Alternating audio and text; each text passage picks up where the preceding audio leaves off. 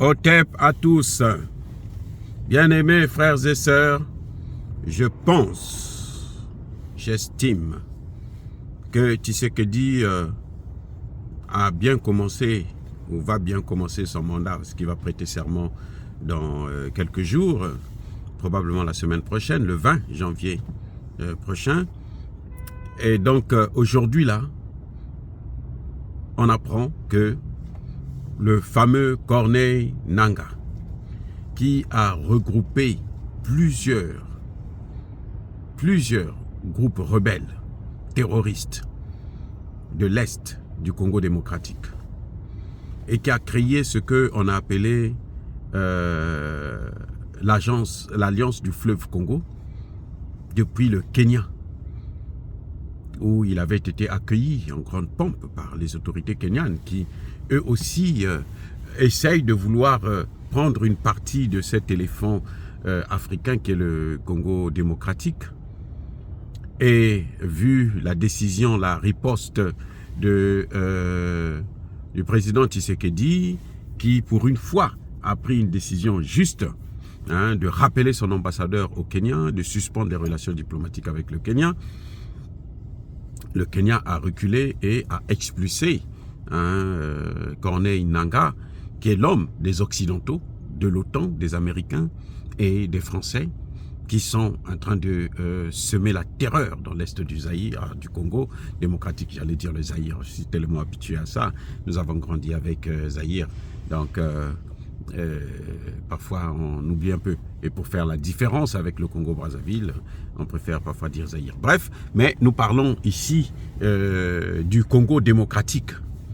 Donc, Corneille Nangaa va quitter le Kenya et va passer par le Rwanda et rentrer enfin dans l'Est du Congo démocratique, comme pour dire que le Rwanda est bien impliqué. Le Rwanda connaît bien comment il faut faire pour infiltrer les mercenaires, les terroristes, depuis le Rwanda jusqu'au Congo démocratique.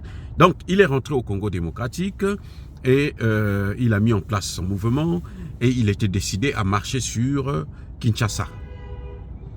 Ah oui, l'alliance était solide parce qu'il y avait beaucoup de gens qui, des hautes personnalités. Lui-même, il a été une haute personnalité, il a été le président de la CENI, la commission électorale nationale ou indépendante, quelque chose de ce genre, celle qui a... C'est lui qui avait même proclamé Tshisekedi vainqueur des élections en 2018. Donc, après, il s'est retourné contre son allié et puis, maintenant, il voulait embraser le Congo à la demande des Occidentaux. Là, Tshisekedi a fait fort parce que le monsieur est neutralisé. Il est allé dans le repos, il est rentré dans un repos éternel. Mais en tout cas en enfer, parce que quelqu'un qui veut tuer les Congolais alors qu'il sait qu'il y a déjà plus de 15 millions de Congolais qui ont été tués dans cette guerre, plus d'1 million de femmes qui ont été violées par les M23 et les soldats rwandais qui font la pluie et le beau temps sur le sang des Congolais et qui pillent donc par la même occasion les matières premières au Congo. Il a été neutralisé. Donc là, Tshisekedi a fait fort. Tshisekedi, en enlevant la tête, il a cassé tout un mouvement. Mais je pense que Tshisekedi doit comprendre que il est impératif. Et maintenant, il n'a plus de raison à évoquer parce que il faut qu'il change de partenaire. Puisque le partenaire qu'il a, ce n'est pas le bon partenaire. Et ça pose un problème maintenant, actuellement. Donc, voilà.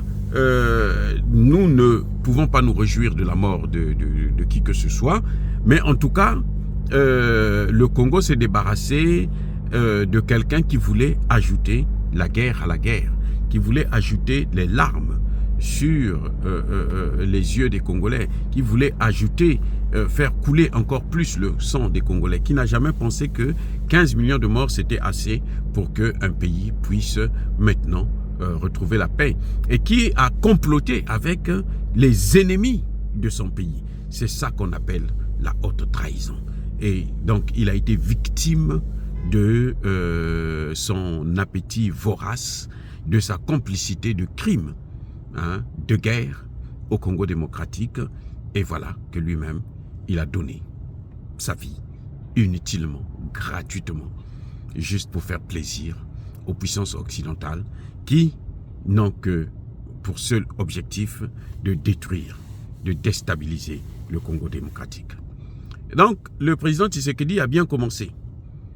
Maintenant, qu'est-ce qu'il va faire? Est-ce qu'il va continuer avec les mêmes partenaires qui ne lui ont jamais apporté la paix? Ou bien il va suivre l'exemple du Mali, du Burkina, du Niger?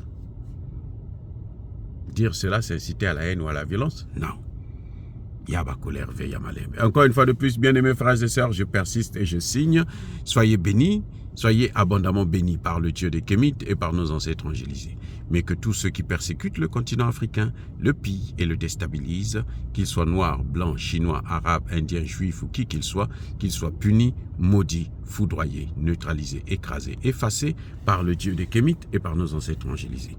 Vive l'Afrique éternelle, j'ai dit et j'assume.